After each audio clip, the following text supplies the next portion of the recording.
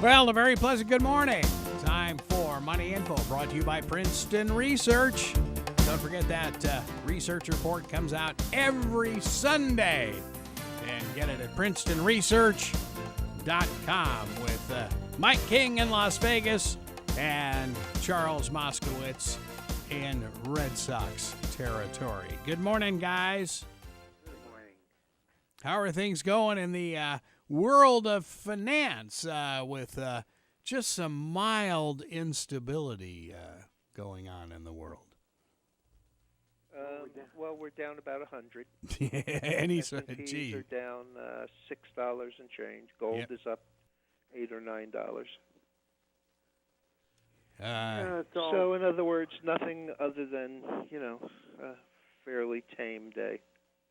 Remember last week, obviously when Harvey hit, and there was talk that the oil refineries were not going to be back online until Thanksgiving.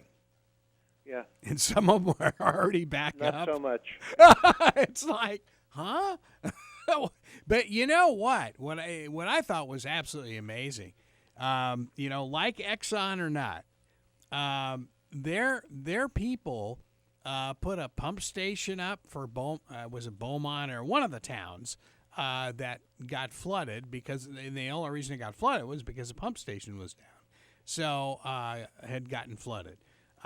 So the guys at Exxon did a workaround, I guess, if you will, on that one.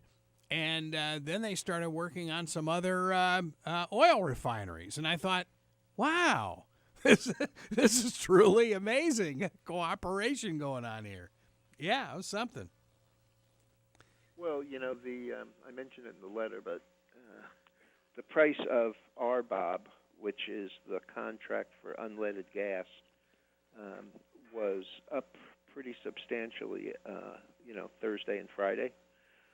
But on Friday, it actually closed about 15 cents lower than the high of the day.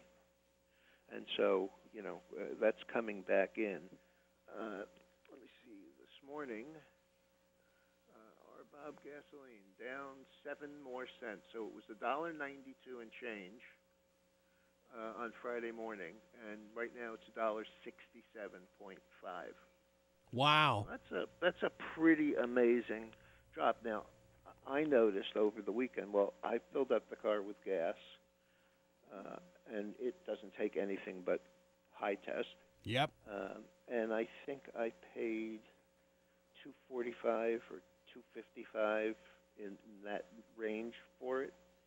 And yesterday afternoon, I was driving around just taking a little ride because it was so nice out.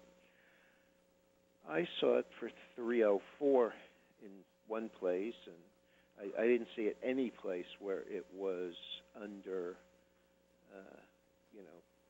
$2.80, $2.90.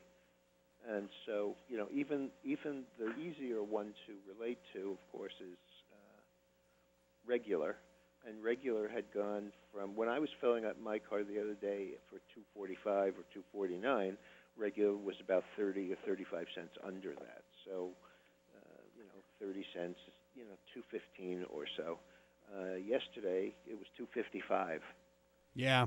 Well, regular is a $2.60 here now. I'm sure it will go up because we were looking at the video last night that gas stations in Miami were already starting. Folks are starting to panic.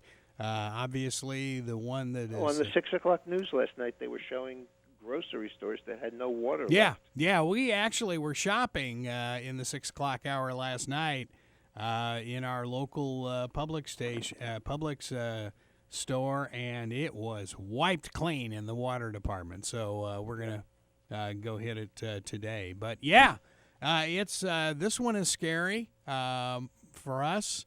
We're kind of hoping really scary because of the strength of it. It's Cat 5 now, and it's apparently the only Cat 4, at least what the meteorologists on the Weather Channel were saying, to hit Florida was Andrew. And of course, obviously, it doesn't take many calls, beck and calls there to understand the severity of something like that. So hopefully, we're hoping, Charles, that you can get a few friends and start waving your arms and move that cold front out, which will kick that puppy out to sea offshore, which would be great. Yeah, this is not a good omen for the year. No, this is. We're getting these size storms this early. Well, this is 2004 all over again. I mean, this is exactly what happened in 2004. Absolutely amazing. So, I can't wait. Mike and I were talking last week to see if someday we can get Tim Connolly back on the line. It would be interesting to see, a kind of a word's eye view from a guy who is a Houstonian as to how bad it was in his neck of the woods. But boy, man, that was a bear. That was a bear, and this one's going to be. So we're looking at least right now, Sunday morning, maybe Saturday night, and just everybody say their prayers. That's about all we can do. Oh, man. Yep. So other than the gas thing is very intriguing to me, Charles, because that's what they said. CNBC was going on and on and on last week. $8 a gallon. It's like, huh? Well, and the refineries will not start till Thanksgiving. So it's like, really? Wow. Okay. Well, there are two people who really love these storms, even because they really get to whine about it, and then, of course, after it's over, they, are very pleased with it, and that's the oil companies and the insurance companies. Yeah. Gives the oil companies, it gives the oil companies a reason to jack it up big and fast, and of course, we've discussed this 100 times. It goes up like a shot and then kind of floats back down over, 5 times as long. And the insurance companies, of course, now have a reason to raise their prices. Yeah. Well, the Weather Channel also gets a little excitable. By the way, there was something that I saw in a message last night that Jim Cantori, the guy you don't want to see, just checked into a hotel here. It's like, uh-oh. He's always where the action is. There's no doubt about it. Is. Oh, man. Yeah. Anyway, so this market is down a little. They're really, 100, you think about it, it's less than 0.5%. Yeah. So that's not really as extreme as, and then you have, the Dow is a little bit distorted today because of the deal that was announced yesterday, which is United Technologies, a Dow stock, and a high-priced Dow stock, buying Rockwell Collins. Ooh! Yeah, Rockwell Collins does a lot of avionics. Yes. Oh, yeah. And UTX does a lot of everything. I was going to say, and yeah. So, they're talking, the CEO of UTX this morning was on talking about how in the next 10 years there are going to be, I don't remember the number, 30,000 new planes that will have to be outfitted. Sure. And so that's a pretty big number. Also, Rockwell Collins has moved up over the past couple of months. We traded it a couple of times very profitably. But, the deal is about 140, and Rockwell Collins is down about is up $1.50, while UTX is down 3.5. I haven't seen it on the tape, in a little while, but that's where we were. I think isn't Rockwell the one that was headquartered in El Segundo, right by LAX? I think so, yeah. Yeah, and United Technologies, isn't that a Connecticut company? Or are they no longer there? Yeah, I don't know. I guess we could assume that they're no longer there. Oh, but no, that's a bad assumption. But Well, if they are now, they won't be shortly. that's right. When they raise the taxes again. Oh, So man. we have that, and of course we have the disaster du jour and the home run stock of the day in the biotech area. There's a company that we traded from about 14 or 15 up till the $25 area a year and a half ago that has come back down, and this morning they announced that they have a great end result on a new drug that they've been testing. This is stage 2 testing, and for kind of an odd lung cancer protocol, and the stock was 27 up 15 pre-open. So, there's one every day. I mean, there's just no other way to put it. Well, in any event, so the Dow is down 100, and probably 50 of that is just Rockwell Collins. I mean, UTX. mm-hmm. Wow, United Technologies. Yeah. Yeah, I mean, they were buying the world about 10 years ago and Yeah. then kind of settled down, I guess. And then they were in talks to do a deal with Honeywell. Not that long ago, maybe 6 months ago. That, the people at Honeywell said, no way. But, it is what it is. The one that, the big one the other day was Kite, which we've also traded, KITE. Came public about a year and a half ago at $17, and it's 140 now. Whoa. Takeover by, I don't even remember who now. Who is Kite? What kind of a company It's is a it? pharmaceutical. Oh, okay. All right. Yeah. And so, Gilead is the one who is buying them, and it's really interesting because Gilead sits on a mountain of money, and the knock on it was always they need to do something with the money. They need to buy a company, and of course every time they'd say that, somebody else would come out and say, here we are, and we're not interested. We're not interested, and we're not interested. And so now they've finally, Gilead is the one who has Harvoni. Oh, Hep C okay. drug. Yeah. I've seen the television commercials. And so, yeah. There's always been a lot of talk about the fact that it's a cure, and the other part of it is that the protocol is $84,000 over a 3-month period. But again, it's a cure. Anyway, so as is unusual, usually when you get a big deal like that, the acquirer goes down while the company being acquired goes up. Well, in this case, everybody's been waiting for Gilead to do something to broaden their, horizons and, their portfolio of the things that they deal with. And so when this came out, of course, Kite went up about 40 to 140, and Gilead, which was trading around $70, was, 78 by the end of last week. So, people like the deal. Wow. Good stuff. Interesting. Yeah. How I noticed that the metals were going up last week. Are they pretty much on the? Well, the gold is up swing? another $10 today. Really? It's almost 1340. Is that because of Korea? I would think mostly yes. Yeah. Yeah. Which is kind of strange because nothing's going to happen there.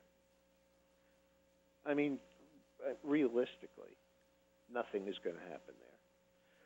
I mean, we're not going to do, unless Kim Jong-un is crazy. You can't start a limited action with hydrogen. So you're going to call in Yeah, wow. It's amazing that there was some talk. Was a Saturday of a possibility um, of what was it like I guess like a laser attack, which would Yeah, cause an I'm earthquake. actually surprised that with all of these tests, not the underground nuclear tests, but the tests for the rockets. I'm surprised we haven't just taken. Japan is an ally. I'm surprised that we haven't put any of those THAAD anti-missile missiles uh, somewhere there, and just taken one of them down. You may think you have a way to do this, but in fact you don't. So Well, now is that that's possibly because Japan now is starting to build its own military, and that there might be some well, second thoughts you know, about giving that them stuff? that area is the new Middle East. Yeah, you're right. I mean, things are pretty quiet in the Middle East right now. I shouldn't say that, knock wood. But yeah, that's pretty much it.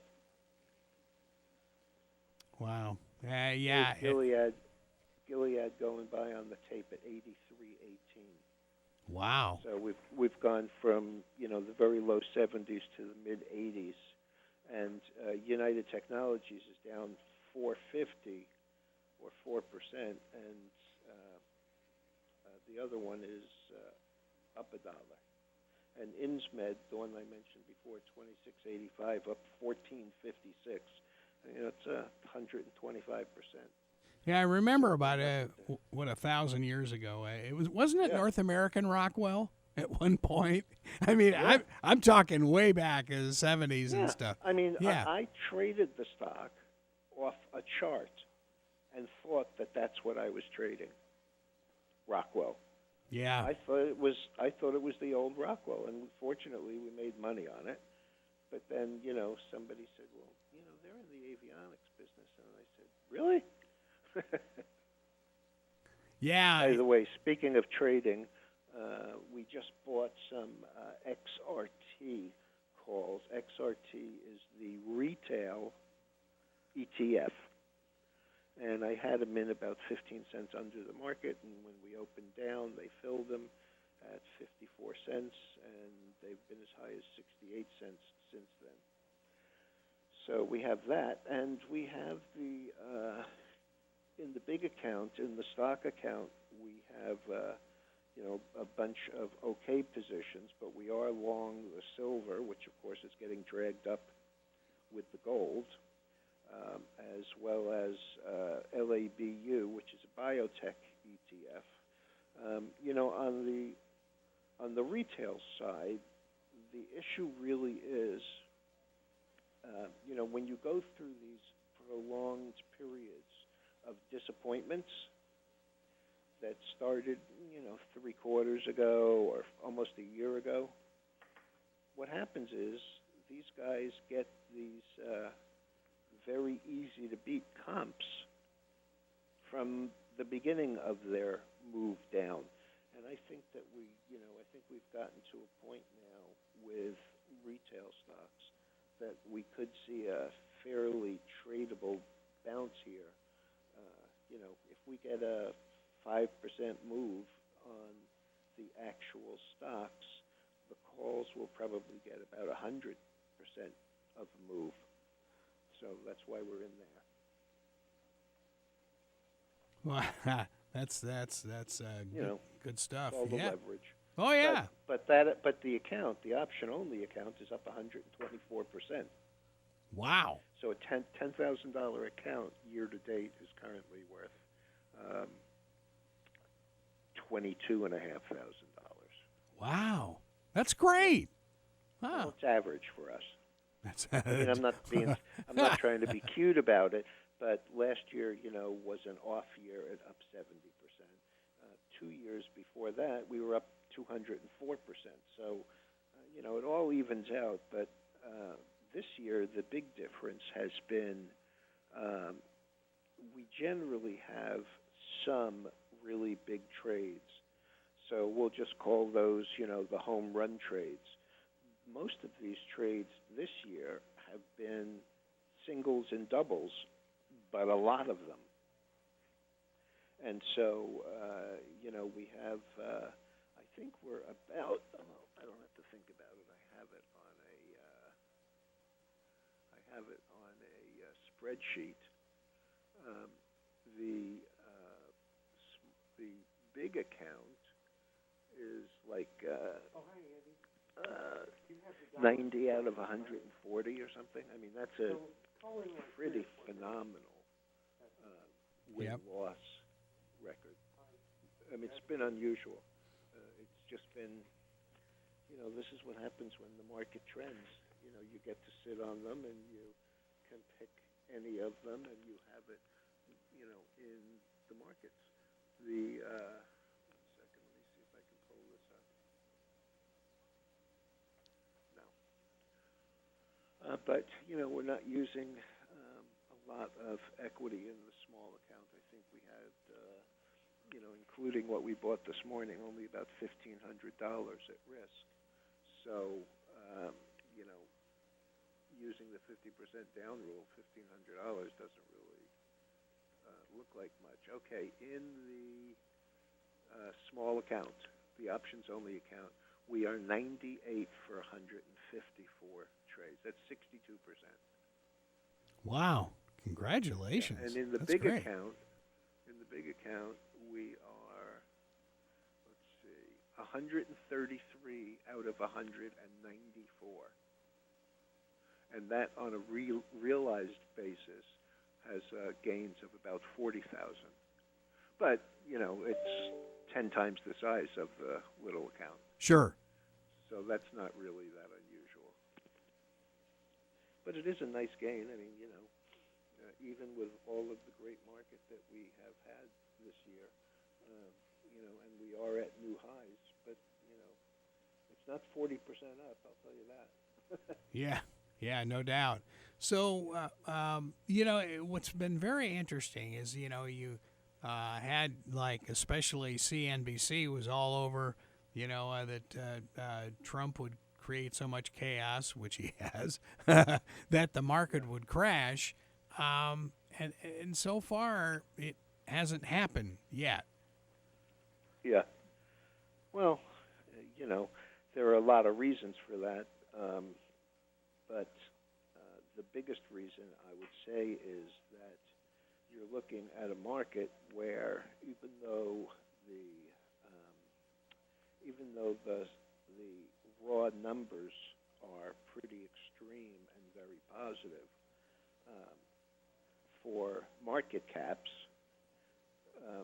but of course that includes a market cap has, like, a PE has two sides to it: the price and the earnings. But the market cap has number of shares and cost of shares. So, you can adjust it on either side. And that's what we've had here. We've had a market where the market caps are higher, but the value of the companies is not out of range of where they normally are. I mean, you constantly hear people talking about the big names like the Microsofts and stuff. Well, Microsoft is, yes, at an all-time new high, but its PE is nowhere near where it was in the 80s, when it was 80 or 100 times earnings. So we're 15 times earnings, let's say. And so the market cap, people look at that and, that's kind of really a false valuation, just straight market cap, because if you issue 100% more shares, your market cap goes up 100% if the stock stays, right where it is. But they're not excessively expensive. I mean, it just isn't happening. Even the big names, like the NASDAQ names, like the FANG stocks, Facebook and Apple. I mean, Apple is one of the cheapest stocks around on the basis of what their earnings are and the amount of money that they have stockpiled and everything else. But the fact of the matter is, it's still only 13 times earnings, which is cheap for a growth stock, a stock that, earnings-wise goes up 15% or 20% every year. That is amazing. The market is just not expensive. Yeah, when you say that, you just think, oh God, their stock is so expensive, and then you realize, okay, it's only 13 or 15%. And I'll tell you something else. Whoa. Yep. Google Yep. and Amazon are cheaper than Apple on a PE basis. Really? And they're $1,000 stocks. Wow. So, you really have to be informed about how you value these things because, there are so many variables. And if you're looking at the wrong one, you say, oh, geez, it's an expensive stock, and you pass it by, and you realize it was only 13 times earnings, even though it sold for 950. That's not an expensive stock. Yeah. Whoa. I'm in. They're talking about stocks. Oh, it's Andy. Is Andy with us? There's been so much noise on the line this hour. It's been kind of crazy. Let's welcome Andy. Oh, okay. Andy Sealfon. RMS Good morning. Medical. Hey, how are you? Good. So what's going on in New York, and are you ready for our hurricane that's going to come blazing through Florida? Well, it's typical New York weather with thunderstorms in the afternoon. And did everybody have a good Labor Day weekend? Happy holiday? Well, we Great did. in Las Vegas. Yeah, we had a great Labor Day until we saw the hurricane track. That's enough to spoil it. But well, it's you can't say we're not used to it. But when you look at what happened with folks in Houston, I can't wait to talk to Tim Connolly and see how things were at his place and see how he's doing. But so tell us a little bit about your company. You were mentioning about possibly in a few weeks having some new announcements, right? Yes. Well, as a matter of fact, we could do a new announcement right now. Good. There you go. Okay. An exclusive. An exclusive. A Money Info exclusive. Thank you, Mike King. And go ahead, Andy. Well, some of you may know that we've been working with the FDA on updating our submissions, and on Friday, the FDA cleared our system for the uses that we've discussed on your show, subcutaneous immunoglobulins, as well as antibiotics, specific antibiotics. So we are now the proud recipient of a new clearance called the Integrated Catch-Up Freedom Syringe Driver System.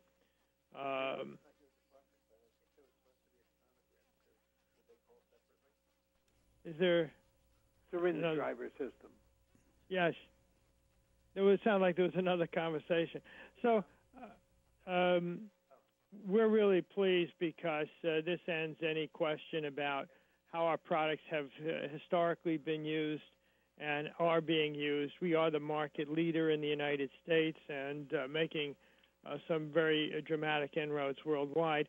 So it's a very exciting time for us, and it ends any of the confusion that was created by the FDA in the past, and clearly states that our regulatory status is golden here. That's awesome. Well, now, what short term? What does this mean? Long term? What does this mean? Well, short term, it means that any questions that have been raised by others regarding our clearances and our regulatory status are put to bed finally and completely and emphatically. In the short term, there were customers, both internationally and domestically, who were concerned whether our system was cleared for the specific use of immunoglobulins. This is a confusion created by the FDA when they had cleared generically and then wanted to see something more specific for applications using specific drugs. So we were clarifying our system for use expressly for the areas where we do such a great job for the patients. Our system just works exceedingly well for these administrations. Patients do very well on them. Our system, because of its unique design, minimizes site reactions, pain, and suffering. And we work very hard to provide a comprehensive algorithm that includes training, education, nursing education, patient education, really superior performance in the devices, total support, and ends up with the patient getting great results, being healthy, having a great quality of life, and succeeding. And so it's a win-win-win. It's a win for us, it's a win for the patient, and it's a win for the provider because they have a very happy patient who's doing well, who isn't sick, and it's the lowest cost. My expression is a healthy patient is the lowest cost patient. And so all of this is now confirming that our system is cleared for those uses, and we can continue to develop these markets. We also, in our announcement, mentioned that we have some new products as well that will be filed as quickly as we can actually physically file them. So we are adding, we're using this rather comprehensive submission as a platform for future products and future submissions. And, you know, this is the start of a flurry of submissions that we plan to submit over the next weeks and months. So we'll have more of these. But this one's a big one for us, and we worked hard on it. It was a long time in coming. We had a lot of headwinds in getting this through the FDA. And, you know, we were persistent, and finally the FDA has acknowledged our hard work and cleared these products as appropriate. Is this what you were talking about like 3 or 4 years ago? Well, it could be. I talk a lot of things. I can't remember what I had for breakfast. I was talking about 4 years ago. No, give me a break. I thought somewhere in the back of my crazy Italian skull that I thought that you had talked about going to the FDA for some approval, but that was a long time ago. Wow. Yes, and that approval was not issued at that time. And this is a rehash of that. That submission was made in 2008 and 2009, and we did not get that one cleared at that time. This is very similar to that, and it finally clears the air. It took a while to do all of that. Wow. That's true. If I did talk to you about it in 2009 and 2010, I don't remember doing that because, like I said, that's more than 3 or 4 years ago. It's like 7 years ago. Yeah, I was going to say, that really does take a long time to get through the FDA then. Wow. Well, you know, we had our clearance from 1993 for the Freedom System. And so we've been using our 1993 clearance.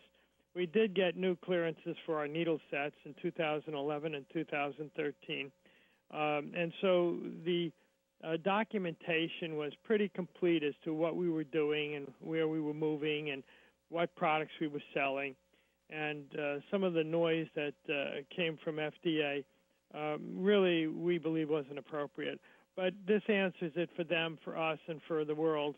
This is the demarcation of our products are cleared for the uses that we've said that they were cleared for. This is a huge confirmation for us.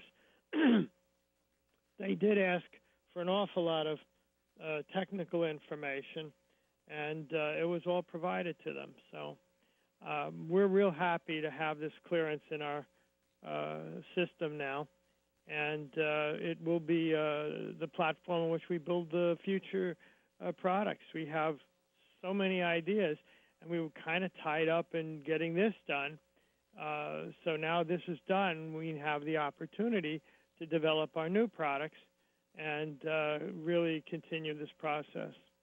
Does this help you with the FDAs in various European countries or African or Asian countries?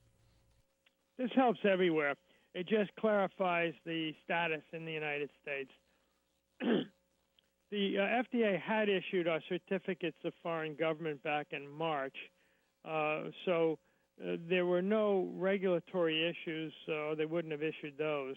But this just clarifies the clearance issues that were raised about 2 years ago, and we now have all of our clearances in place. Boy, that sounds great. That really sounds great. So now it is great. We're really excited about this. We've endured a rather large amount of effort on this regulatory and quality issues, and getting past this is a huge win for us, for the company, for our customers, and for patients. Boy, that sounds great. Now, of course, I'm sure Charles would ask a question like, what kind of an effect would this have on the stock prices? No. Right, Charles? Yes, sir. Yes, sir. Oh, gosh. Well, I don't know. What do you think? What do you think it'll do? I mean, I don't know. I know what it's going to do for our business, but I can't say about stock, Well, it's at a high level compared to where it's been the last year and a half. It looks like it's taking off in a pattern here.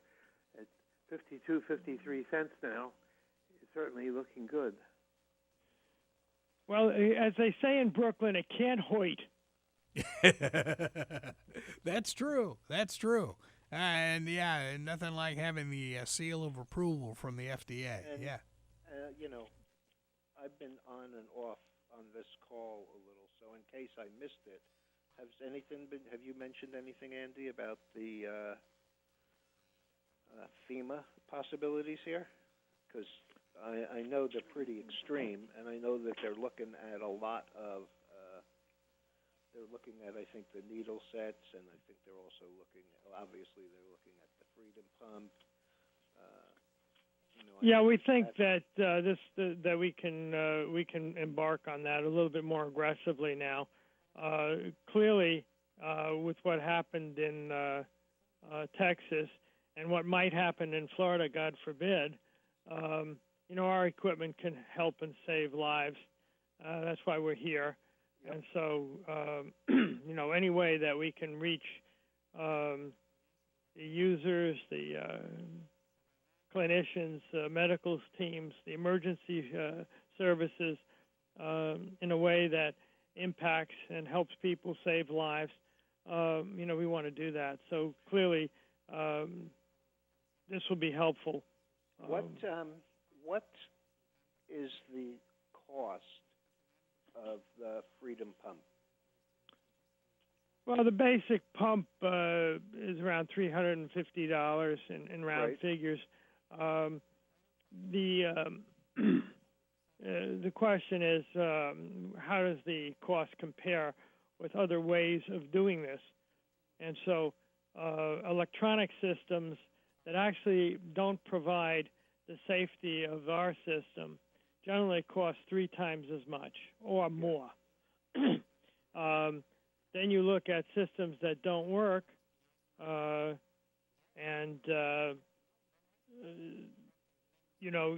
example, gravity, trying to do an intravenous push where the drug is put into a syringe and administered directly into the patient's veins. Those are risky processes and not easy to do, especially with drugs that require a carefully delivered rate, and which our system does beautifully. So there's a lot of opportunity in all these areas. The beauty of the Freedom system is that it reacts to what's going on inside the patient. If there's resistance to the flow of the medication, from example, if the vein collapsed or it got clotted or got blocked in some way, our system will not overinfuse. And so there's a tremendous safety issue. And that's really the magic of our system. The magic of our system is to figure out how to administer intravenous fluids at a low enough pressure so it's totally safe, but a high enough rate so that you can get your drug in. And that's where we figured that out, and we have that magic so that we can use a low pressure and still get whatever rate you need in the system, so they can get the performance and the safety both at the same time, and then getting the pump to slow down if there's a problem like a vein collapse, or in the case of immune globulin, where the sites are filling up with fluid and the tissue is not perfusing the drug as quickly as you're trying to get it in. Our system will figure that out and slow down. And so all of that is really helpful to get good outcomes, even under adverse conditions. And so that's our sweet spot, and that's what our system does. So for emergency, for FEMA, we have a lot of other advantages: long shelf life. It can be there when you need it. You know, and at $300 a piece, $350. They're probably, let's say, they're probably, you know how the government is on wastefulness. You know, a $300 item may get left behind. Well, so I mean, it's like it's hard to know. Each individual disaster, for lack of a better word,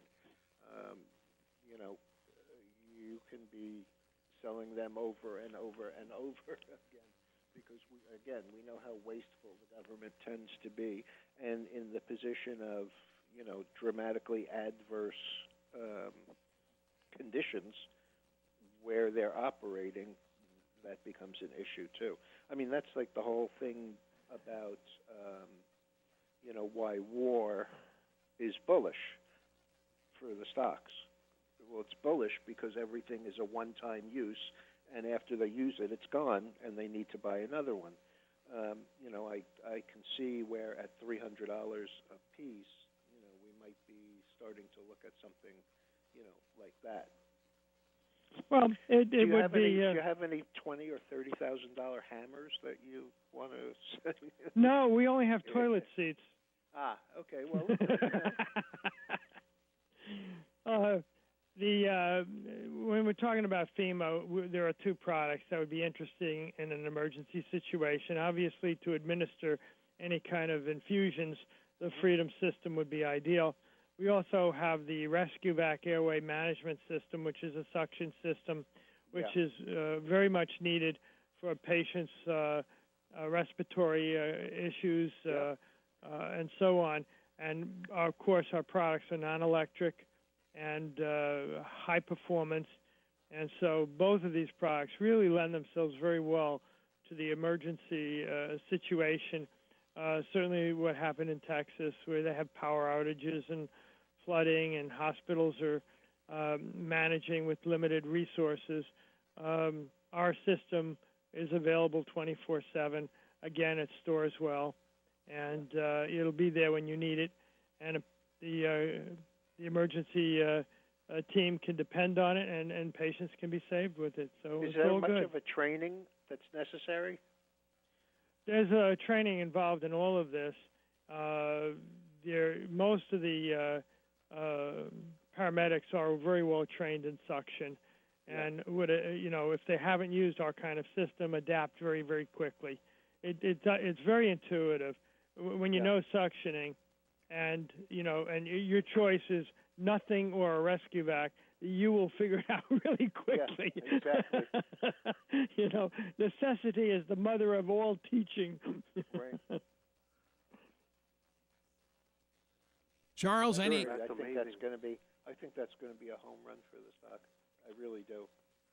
I mean, it's a home run on two sides. You talk louder. The first is the fact that you have a product, and the second is it's kind of a validation of the product when you get a user of that size. So I think that really is going to be very helpful for the company and the stock. Well, as Mike knows, we've been working hard to make that happen. So. Yeah, it's right on. So Andy, how long has Mike been doing stuff for you? Because we've been doing this show for 12 years, something like that now, 14, 15 years, I don't know. And as I remember, I think RMS Medical has been part of this since day one that we started. So Michael, how long have you been working with Andy? I can't remember. No, that's the line I say. When you get old, you lose two things. First goes your memory, then. Yeah, that day. Yeah. Yeah, it's been a while. We go back probably to the 80s, 90s, maybe. Okay, there you Sure. go. Wow, that's truly amazing. But congratulations to you. And Michael, any other questions for Andy? Oh, sure. There's always questions. Yes. No, there's products for the ambulances. These ambulances utilize your products. Well, the ambulances would use the rescue vac. They can use Freedom as well, especially when they need a lot of infusions. It's an ideal military product for that reason as well. No electric, long shelf life, great versatility now. And this clearance really shows the range of uses that we have. This is why we called it an integrated catch-up submission. It covers the whole range of product from low-flow applications all the way up to high-flow immunoglobulins, and doing it all at a very low and controlled pressure and very safe and consistent flow rates.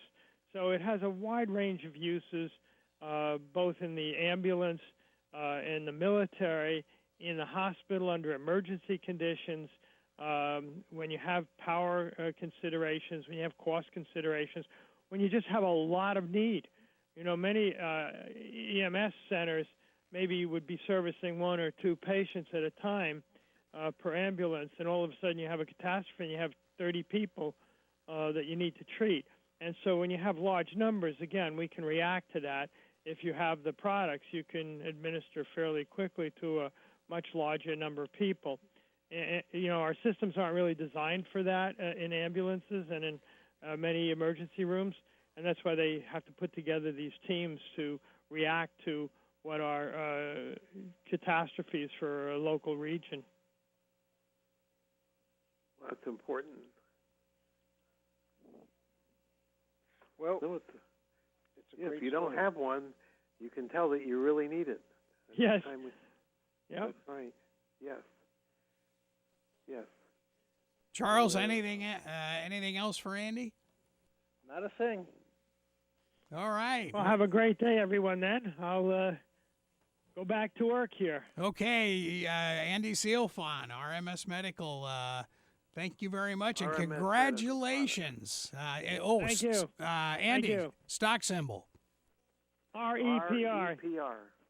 Okay. REPR. All right. Well, thank you very much, Andy Sealfon. And Mike, any final words? Of course, finally. No, the stock looks great. It's at a yearly high at 52.5. It's conservative. It's moving slowly higher, and has a great internal value. It has great fundamentals behind it. You can go to OTC markets and see that it has very, very good fundamentals. Numbers are excellent.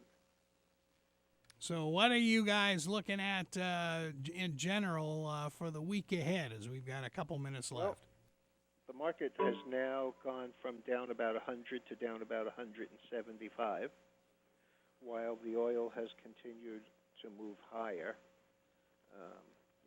There's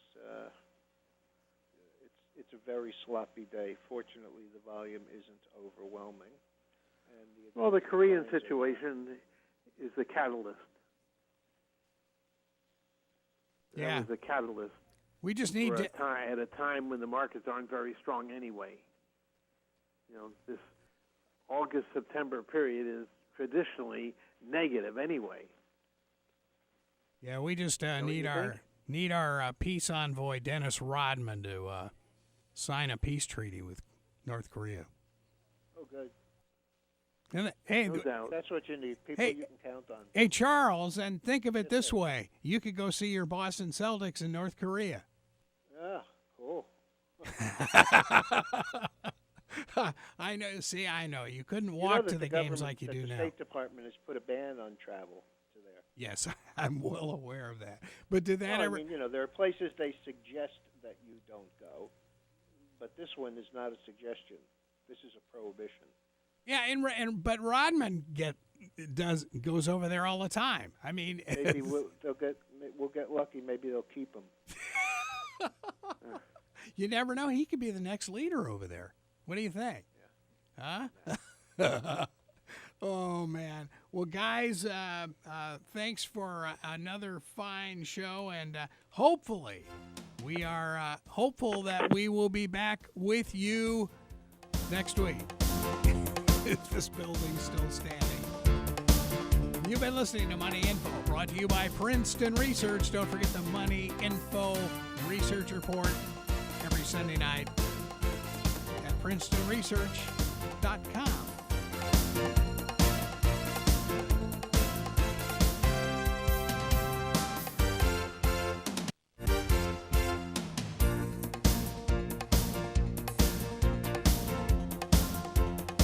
And just a reminder, with the hurricane on the horizon,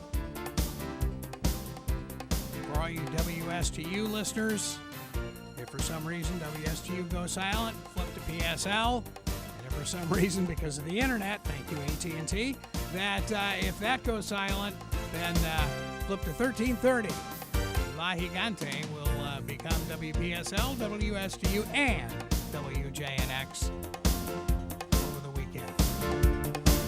This is WPSL Port St. Lucie, WPSL.com, webcaster.org.